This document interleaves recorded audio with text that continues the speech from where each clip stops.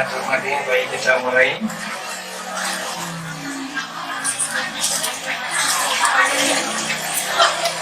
Assalamualaikum warahmatullahi wabarakatuh.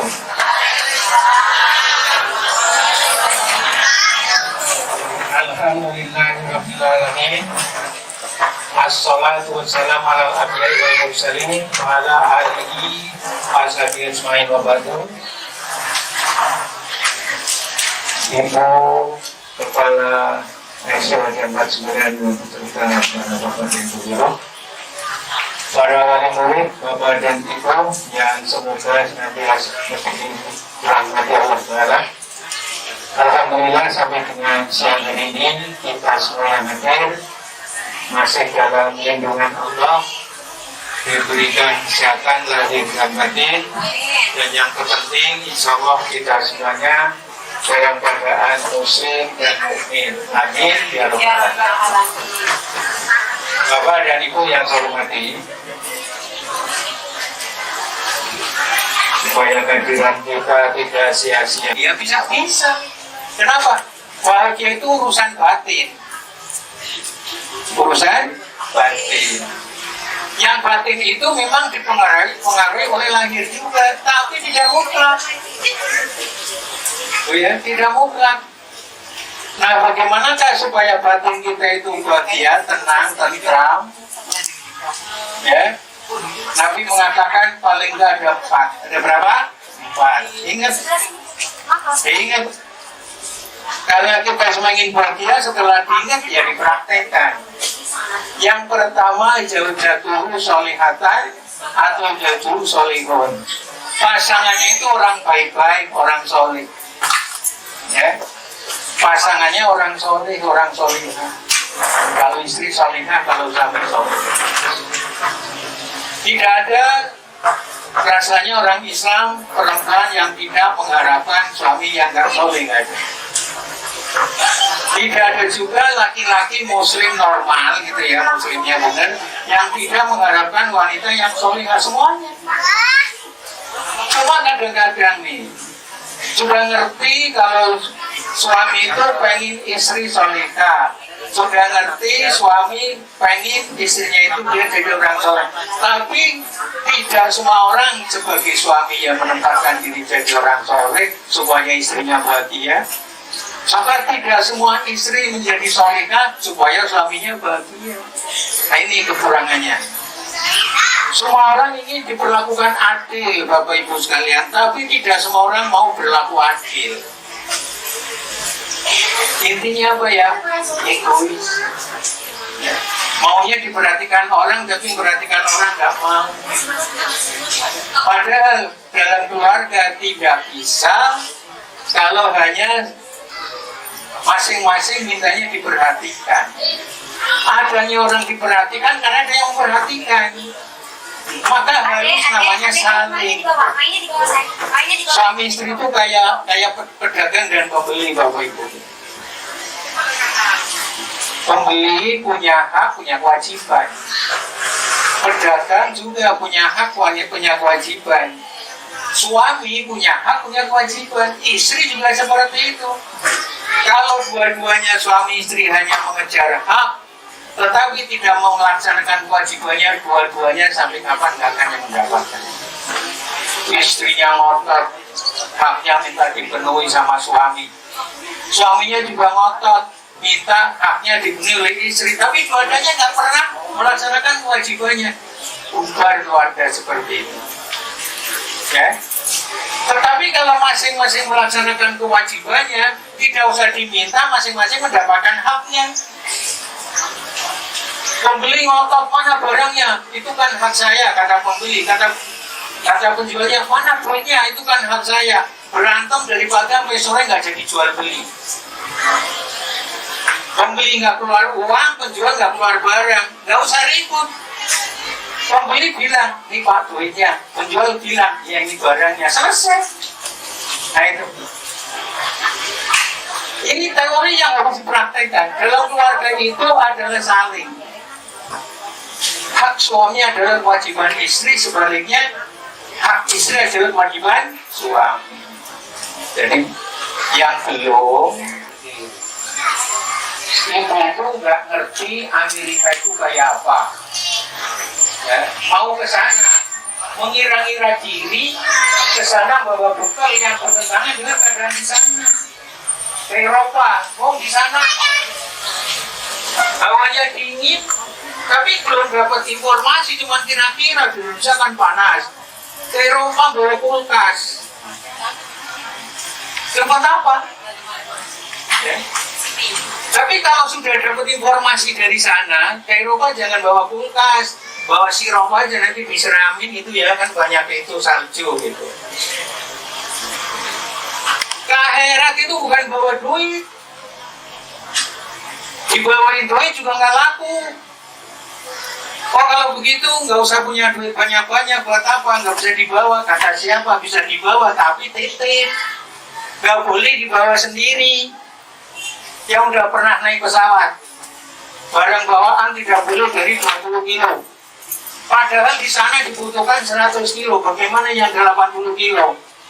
Ada cara dipaketin. Nyampe sana bisa dipakai. Kita nanti mati bawa duit di sana nggak boleh, nggak bisa. Bagaimana supaya duit dibawa sampai sana? Titipin. Titipin. Salah satunya apa? Buat biayai anak sekolah. Kalau bayar anak sekolah itu infak menurut Allah, jangan dikira mahal amat sayang.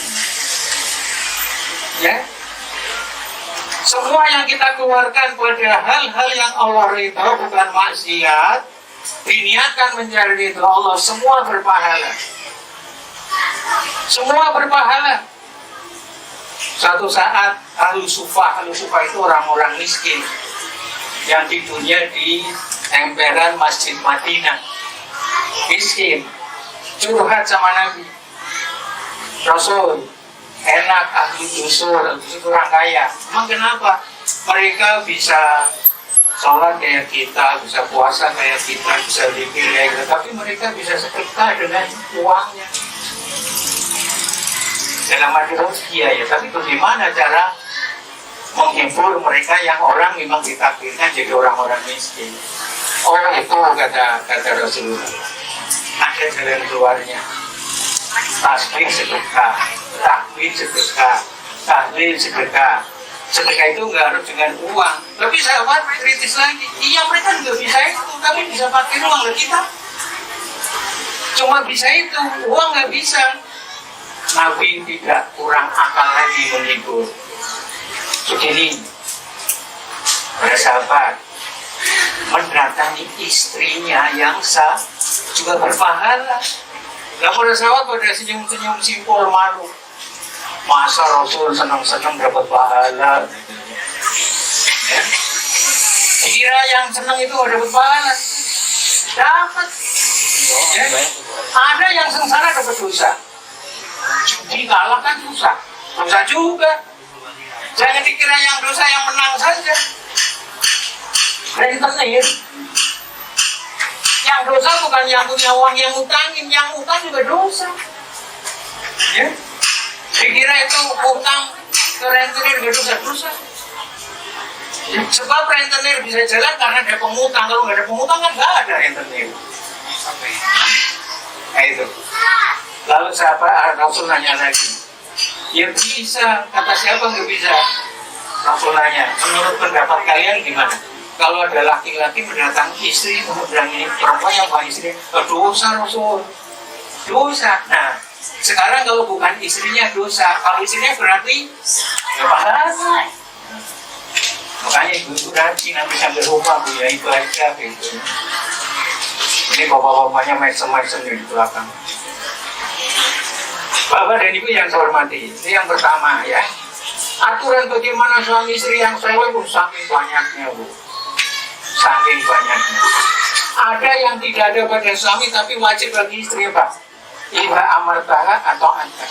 Kalau suami nyuruh pada istri wajib ditaati. Wah, diskriminatif pak, enggak diskriminatif. Ada batasannya. Perintah yang kayak apa yang harus ditaati? Perintah yang tidak maksiat, perintah yang yang kuat dikerjakan oleh istri. Kemudian walaupun itu suami, gimana? Suami punya kewajiban yang beda. Kalau istri punya kewajiban tambahan taat kepada suami, kalau suami punya tambahan apa coba? Seorang laki-laki itu punya tanggungan satu terhadap anak istrinya. Yang kedua terhadap orang tuanya, kalau sudah tidak bisa kerja harus dia yang ngurusin ngaji makan. Yang ketiga, kalau dia punya saudara perempuan, kemudian suaminya meninggal, berarti ada keponakan anak yatim, maka yang harus bertanggung jawab adalah laki-laki saudara dari ibunya yang meninggal mati tadi. Nah itu, ya. Iya, jadi ada ininya yang lain. Jadi apa namanya tidak beda kemudian diskriminatif, tidak. Itulah makanya dalam hukum waris Islam itu laki-laki dapat 2 kali lipat dari perempuan untuk jaga-jaga yang kayak begitu. Ya. Punya keponakan anak yatim, itu anak saudara perempuan, maka yang laki-laki yang harus bertanggung jawab. Orang tua, ya, orang tua yang sudah uzur tidak bisa cari makan, anak laki yang harus bertanggung jawab. Tapi kalau dilaksanakan dengan musyawarah enak tuh. Misalnya begini, laki-laki umumnya kan merantau, anak perempuan ya ada yang merantau, ada yang enggak. Bagaimana ketika yang tidak merantau? Yang kedua, supaya orang bahagia, sarana supaya membuat orang bergerak, maka orang mulut adalah bahkan orang mulut anaknya yang berbakti sama orang tua. Kami orang ini bisa berkomunikasi seperti itu. Maka kita bahwa sebuah itu sangat mempengaruhi perkembangan penyawaran. Saya masih ingat saya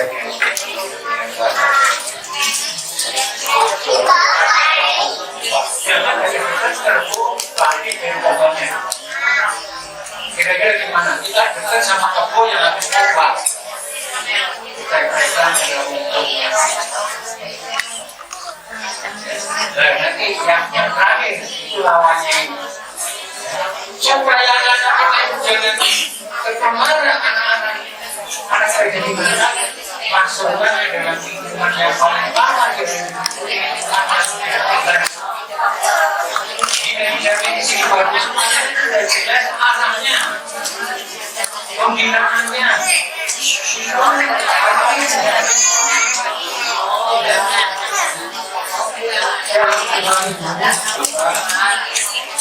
tidaknya muncul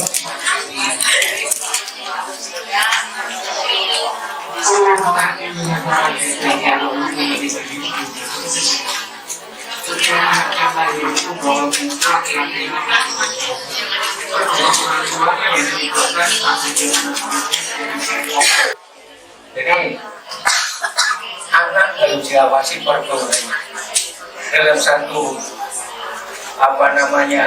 disiplin ilmu. Ada dikatakan kalau ingin tahu pribadi seseorang, jangan tanya orang itu, tapi tanya, lihat, amati siapa teman-teman. Ya. Kita ini biasanya dididik sama laki-laki yang mau cari istri. Kalau naksir wanita, nggak usah to the point, diselidiki perilaku calonnya tadi. Ya kalau wanita diselidiki kan acting gitu. Pura-pura baik kalau perempuan. Tapi selidiki teman-teman bergaulnya itu siapa saja. Kalau teman-teman bergaulnya hobinya pengkos, ya, pulang larut malam, itu nggak jauh dari itu. Itu makanya memasukkan anak sekolah itu baru betul-betul sekarang dipertimbangkan. Udah nggak usah ngitung-ngitung uang, Pak, dia negeri gratis dia kumpulin. Mau berapa nanti di akhirat? Tidak ada. Semua sekarang uangnya yang mesti dikumpulin buat anak itu adalah infak yang dituntunkan oleh Allah karena pada jalan kebaikan untuk bisa bagi anak yang soleh dan soleh. Nah, ada desasi begini. Menurut kaparakum abnaukum. Berbaktilah kamu kepada orang tuamu, berbaik-baiklah kepada orang tuamu. Niscaya anak-anak kamu nanti akan berbakti kepada kamu. Kalau kita nanti ingin kita tua, ukur anak kita itu soleh, rawat kita, kalian masih punya orang tua, dengan berbakti kepadanya. Ya, kita itu nanam semangka, panennya semangka. Ya. Jangkanya jauh. Lagi-lagi kalau ternyata kita udah baik sama orang tua, anak kita kok gak sampai itu kotor. Ketentuan Allah, kalau kita sabar, ada pahalanya tersendiri untuk sabar kita. Ya. Semua tenang, semua tentram, yang senang, yang tidak senang, tentram bagi. Kemudian yang ketiga adalah penghasilan tempat kerjanya di negara atau di kotanya sendiri. Artinya setiap hari bisa pulang. Saya punya saudara itu kerja di papa, punya banyak, tapi nggak betah. Ingat anak istri, minta mutasi diturutin uang nggak ada cukupnya, tapi bagaimana? Setiap hari nggak bisa memantau anak istri. Umumnya orang normal pulang kerja akan senang ketemu istri. Bagaimana yang berbulan-bulan bahkan ada yang setahun? Nah, yang keempat, yang terakhir, perjauhannya kurang baik. Tadi saya bilang, untuk sejak berjumpa, pergaulan dengan kita akan mengakuan. Kita nggak beli, tapi kalau dunia itu kan kita harus ini udah hasil, tapi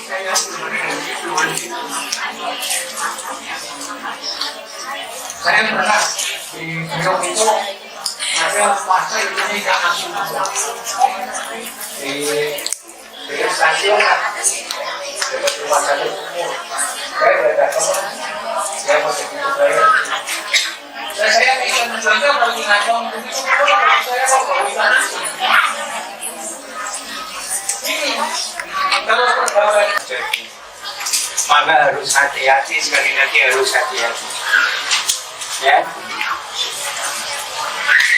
Bapak Ibu yang saya hormati, itu suatu yang dicari oleh semua manusia, bahagia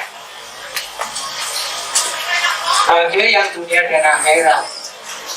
Ya, bahagia dunia dan akhirat. Ini saya kasih contoh, Bu. Ada orang, menurut orang kebanyakan dia nggak bahagia dengan ukuran tidak senang. Apa-apa nggak punya, rumahnya sempit, lampunya pakai lampu minyak tanah, orang nggak bilang sempit gitu. Nah, iya, dindingnya adalah pakai bambu. Kalau malam kayak pakai AC, anginnya masuk gitu. Kalau tengah malam itu ulah terus nandung dengan bahasa Jawa yang isinya adalah nasihat. Apa ada orang yang hatinya lagi gundah gulana kok sempat senandung orang-orang ada? Pasti dia dalam keadaan sedang bahagia, sedang tentram. Padahal untuk besok aja belum tentu dia punya beras yang lebih masak. Permasalahannya bagaimana sekarang bisa kita seperti itu. Dalam kondisi apapun orang harus stabil. Lagi-lagi kembali kepada Allah. Ala bidzikrillah ketahuilah dengan ingat kepada Allah, pikir kepada Allah, hati menjadi tentram. Hati tentram menimbulkan hidup bahagia. Bagaimana cara pikir kepada Allah yang menimbulkan hati yang tentram? Kata Al-Imam Al-Hasan Al-Basri, ya, zikir itu ada 3 tingkatan. 3-tiganya harus dilakukan bareng. Yang pertama adalah meyakini dalam hati, ingat akan Allah, yakin Allah itu Maha Kuasa.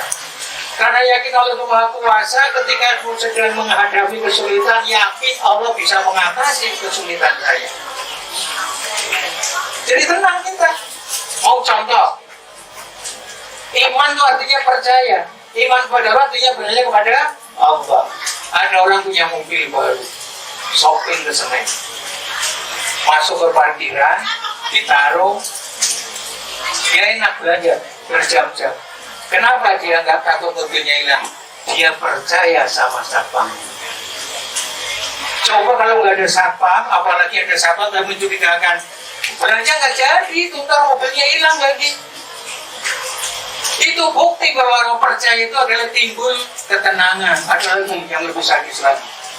Masuk ke satu tempat, ukuran 2x3 meter, suruh duduk, diikat pakai kain, pegang palanya, orangnya sambil megang pisau tajam sekali.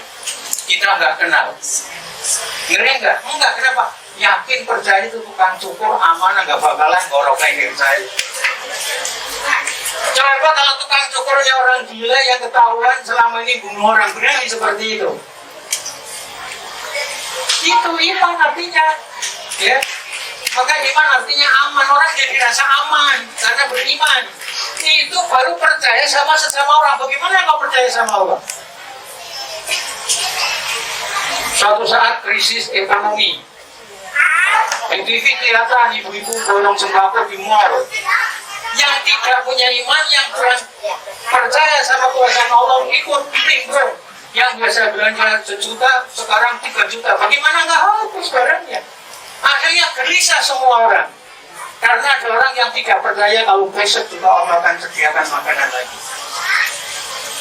Jangankan kita manusia, semua kecil itu nggak pernah mati kelaparan dia. Allah kasih rezekinya. Kembali kepada bagaimana supaya kita tetap stabil dalam keadaan senang maupun dalam keadaan sedih, sehingga akhirnya tentram jiwanya. Zikir kepada Allah. Zikir itu ada zikir dalam hati, tasdikun bil qalbi, ada zikir dengan lisan, mengucapkan kalimat-kalimat thayyibah. Tapi ya jangan zikir saja. Ada ustaz ngajarin kalau nggak punya makanan baca sholawat yang banyak kalinya sambil megang meja, nanti ada yang naruh makanan di meja katanya. Lebay itu mah. Ya. Yang ketiga, zikir bil arkan. Ingat kepada Allah, zikir kepada Allah dengan perbuatan. Setiap kali kita akan menjalani hidup, ingat bahwa Allah adalah memerintahkan kita supaya usaha. Zikir aja nggak usah. Zaman Umar bin Khattab ada pemuda yang kerjanya zikir di masjid, ditanya, kamu butuh makan? Ya butuh. Siapa? Saudara saya. Suruh pergi, suruh kerja. Bukan suruh zikir di masjid saja. Yang kedua, ketika kita melaksanakan ikhtiar usaha, lagi-lagi di cross check. Ini usaha ini Allah ridho apa enggak? Ini maksiat apa enggak? Itu pikir di situ. Ya, kalau kita sudah usaha sesuai dengan aturan, berdoa. Setelah berdoa pasrah kepada Allah. Kalau berhasil bersyukur karena kita yakin keberhasilan itu atas ridho Allah, atas kehendak Allah. Kalau Allah menghendaki enggak berhasil juga kan, walaupun teori semuanya sudah lengkap. Pesawat ulang alik yang diprediksi akan canggih beberapa detik meledak waktu itu di Amerika. Semuanya serba komputer. Ya. Tetapi juga ketika tidak berhasil, tidak terlalu sedih, tidak terlalu menyalahkan orang lain, termasuk dirinya sendiri, benar-benar dijadikan enggak seperti itu. Disitulah biqadarillah berjalan kehendak Allah. Nah, Bapak Ibu, saya sebagai ketua penanggung jawab daripada pelaksanaan pendidikan di pimpinan cabang Model Bayaran 2, saya ketua PJM. Pertama mengucapkan selamat bahwa Bapak Ibu ditunjuk oleh Allah, anaknya masukin sana.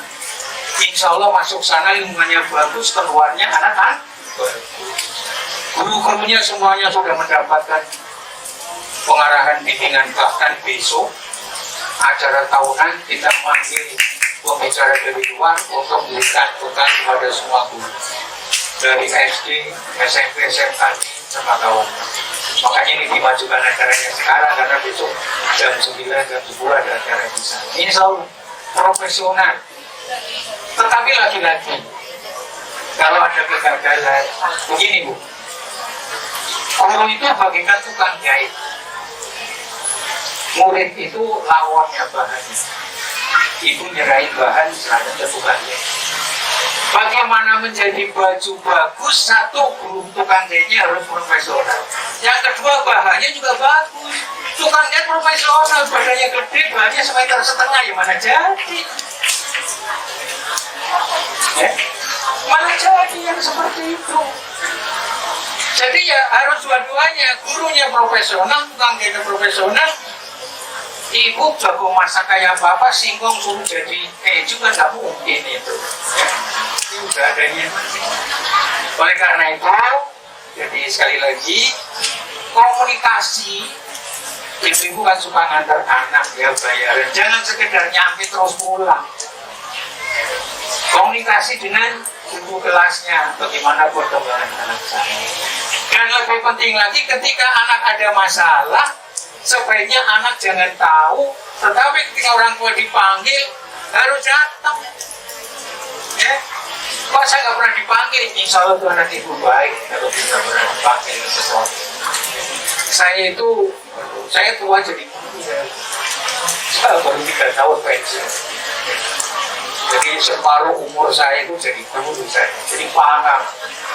Dan awal saya jadi guru di Jakarta dengan sekarang jauh perbedaannya, makin kesana makin sulit didik anak. Kalau dulu anak itu disabet itu meja pakai tunjukkan diem, sekarang ketawa di belakang malah. Nah ya udah itulah kondisinya seperti itu sekarang. Maka ibu, kita semua nggak ada yang bisa mendidik anak sendiri, nggak ada, pasti harus dititipkan ke sekolah. Karena kita butuh ke sekolah, maka harus kerjasama yang baik. Oh iya? Iya, Bu, jadi guru, Bu, Masya Allah. Saya ngajarin anak orang, sementara anak saya diajar orang, tahu kayak apa.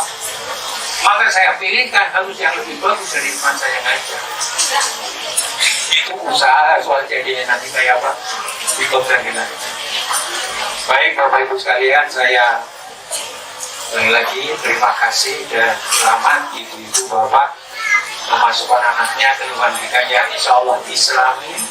Mudah-mudahan akan terjalin yang baik hubungan antara sekolah dengan orang tua sehingga anak pun merasa nyaman, merasa diperhatikan. Begini Bu, kalau ada anak nakal dipanggil orangnya nggak pernah datang, apa kata anak? Aman juga.